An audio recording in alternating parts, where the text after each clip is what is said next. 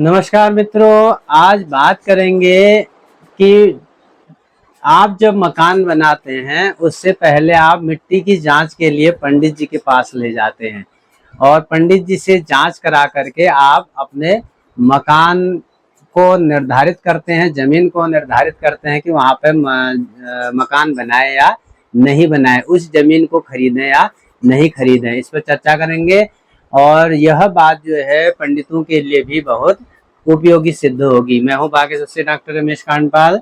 हमारे चैनल में जो मित्र नए आए हैं, चैनल को लाइक शेयर सब्सक्राइब अवश्य कीजिएगा। तो बात करेंगे सूर्य से लेकर के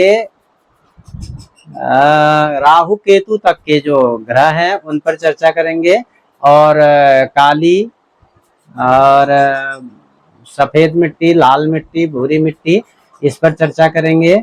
तो प्रारंभ करते हैं। सबसे पहले मिट्टी की जांच कैसे करी जाए। मिट्टी की जांच करने के लिए सबसे पहले आप जब पंडित जी के पास जाते हैं, कुछ फल वल लेकर के जाना चाहिए। पहला लक्षण तो यह है कि फल लेके, जब भी आप ज्योतिष वाले के यहाँ जाएं उसमें कुछ फल अवश्य ले जाएं, क्योंकि जिस फल की आपको इच्छा है वो फल आपको तभी मिलेगा, ये नियम है। खाली हाथ नहीं जाना चाहिए। भले ही आपने दक्षिणा दे दी उनको, वो अलग बात है, लेकिन ज्योतिष वाले के पास यहाँ जब जाते हैं फल लेकर के जाना चाहिए। जिस फल की आप अपेक्षा रखते हैं वो फल आपको प्राप्त होता है। पहला नियम ये हो गया। दूसरा नियम ये है मित्रों कि जब आप मिट्टी की जांच करते हैं तो आप वहां पर पूरब दिशा में या ईशान कोण में या उत्तर दिशा में एक एक फुट नीचे को गहरा गड्ढा खोदें और उसमें पानी भर दें और उसके बाद 100 कदम आपको चलना है और 100 कदम वापस आना है। यदि आपको पानी पूरा भरा हुआ मिलता है तो आप समझो वो जमीन बहुत अच्छी है, बहुत उत्तम क्वालिटी की है। और यदि पानी आधा मिलता है गड्ढे में तो मध्यम जमीन समझिए। पानी यदि पूरा सूख जाता है तो वो जमीन खरीदने लायक नहीं होती है। एक लक्षण ये हो गया। दूसरा लक्षण, यही पानी का प्रयोग मिट्टी के रूप में कर सकते हैं। गड्ढा खोदा 1 फीट और 100 कदम चला, पुनः उस मिट्टी को उसमें भर दिया, तो मिट्टी यदि बच गई, मिट्टी गड्ढा में पूरा भरने के पश्चात यदि बच जाती है तो वह जमीन बहुत अच्छी मानी जाती है। अब बात करते हैं, ये तो मिट्टी की जांच आपके द्वारा होगी। अब पंडित जी जो शास्त्री जी लोग हैं उनके लिए यह बात महत्वपूर्ण है कि जब मिट्टी की जांच की जाती है तो कैसे की जाती है।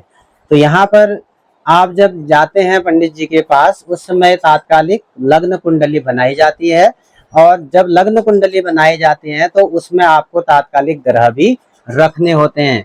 किस प्रकार के ग्रह वहां पर बैठे हैं, लग्न से उसकी जांच होती है, पंचम से जांच होती है, सप्तम भाव से जांच होती है, अष्टम भाव से जांच होती है।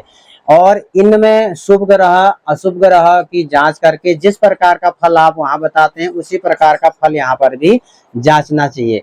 मुख्य बात यह है आपकी कि लग्न में आपके कौन से ग्रह बैठे हैं, उस पर चर्चा करते हैं। मिट्टी में मिट्टी की जांच, मिट्टी आप देखेंगे जो प्रथम वर्ण जो होता है हमारा ब्राह्मण और क्षत्रिय और वैश्य और सेवक जो लोग हैं, इनके लिए मिट्टी बताई गई है क्रम से।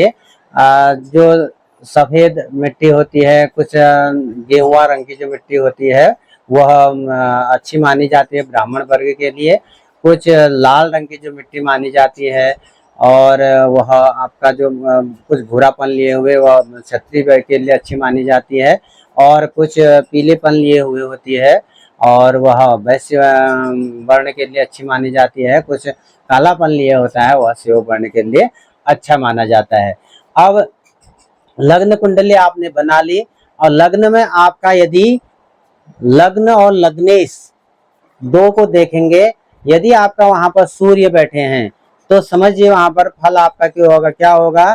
कोई उस स्थान पर इमारती लकड़ी, मजबूत लकड़ी का वहां पर पेड़ होगा, यह आपका वहां पर पहला लक्षण बनता है।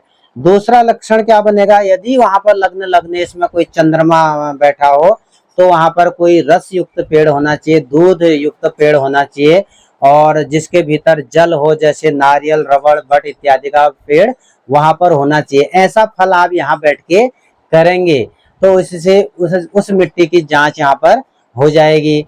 तीसरा, यदि आप यहाँ पर बात करते हैं कि लग्न लग्नेश आपका जो है मंगल आ रहा है, तो कड़वा पेड़ वहां पर होना चाहिए। कड़वे जैसे नीम है, नीम का पेड़ बता सकते हैं। और आपका तीखा सरसों, राई, मिर्च इत्यादि के वहां पर छोटे पौधे आप आसपास बता सकते हैं। यह उसका लक्षण हो गया। यदि आपका वहां पर बुध आता है, लग्न लगने से बुध आता है, तो फल रहित पेड़ वहां पर होने चाहिए। और अच्छे शोभा युक्त शुभ वृक्ष वहां पर हो सकते हैं, चंदन आदि के, और अन्य भी शुभ वृक्ष वहां पर हो सकते हैं। बृहस्पति यदि आपका लग्न लगने से बनता है, तो वहां पर फलदार आपके कोई वृक्ष होने चाहिए। फलदार वृक्ष के का आप लक्षण वहां पर कर सकते हैं। और यदि आपका वहां शुक्र लग्न लग्नेश होता है, तो फूलदार पुष्पदार पौधे वहां पर होने चाहिए, लक्षण आप कर सकते हैं। शनि लग्न लग्नेश यदि बनता है, लग्न में शनि हो या लग्नेश शनि बनकर के यदि आपके आते हैं उस समय, तो उस समय ऐसा पेड़ होना चाहिए जो आपको पसंद ना हो, जिसको देखने का मन न करे। निंदित पेड़, मन को खराब लगने वाला पेड़, वो ऐसा लक्षण वहां पर कर सकते हैं। और जैसे शनि के लिए आप क्या देखेंगे वहां पर, कोई सूखे जिनको देखने का मन नहीं करता है, खंडहर हो और पत्थर हो और टूट फूट हो वहां पर।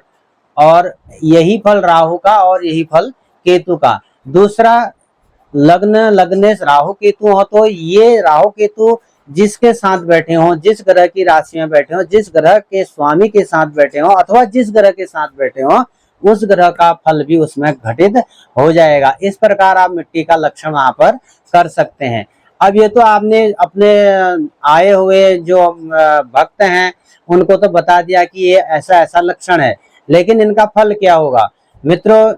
यदि लग्न और लग्नेश आपका कोई क्रूर ग्रह देखता है, क्रूर ग्रह की दृष्टि पंचम में, क्रूर ग्रह की दृष्टि सप्तम में पड़ती है, धन भाव में पड़ती है और अष्टम में पड़ती है, तो वह जमीन जो होती है आप उस पर फल मध्यम कह सकते हैं। उसको थोड़ा सोच समझ कर लें।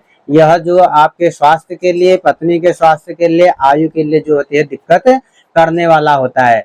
और यदि शुभ ग्रह होते हैं, शुभ ग्रह की दृष्टि होती है, तीसरे छठे एकादश में पाप ग्रह बैठे होते हैं, वो अच्छा होता है। और केंद्र में शुभ ग्रह हैं और पराक्रम में पराक्रमेश में यदि पाप ग्रह भी है तो अच्छा माना जाता है। तृतीय भाव को पराक्रम बोलते हैं।